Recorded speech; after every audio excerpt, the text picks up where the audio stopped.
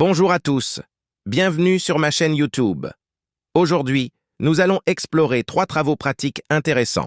TP5, la simulation et la régulation de vitesse d'un moteur, MCC, sur MATLAB Simulink.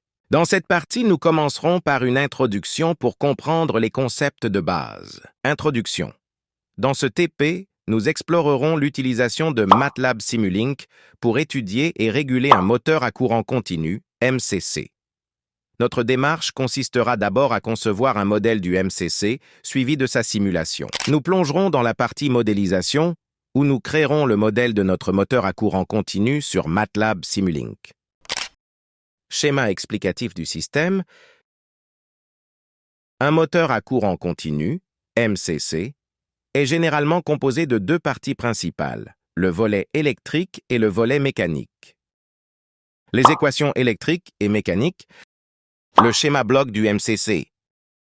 Transformation de Laplace de l'équation électrique. Partie simulation.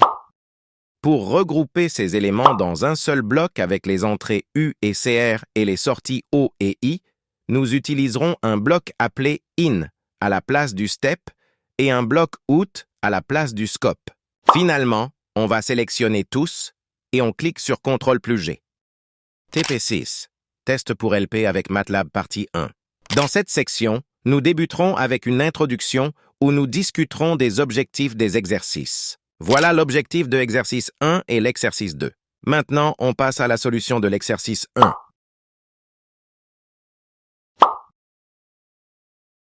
On passe aussi à la solution de l'exercice 2.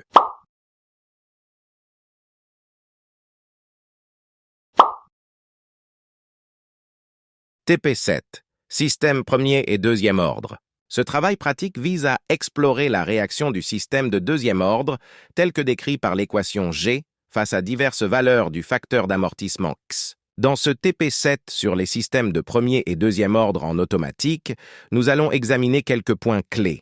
Les systèmes de premier ordre sont plus lents à répondre et atteignent progressivement un état stable, tandis que les systèmes de deuxième ordre réagissent de plus rapidement, parfois avec un dépassement.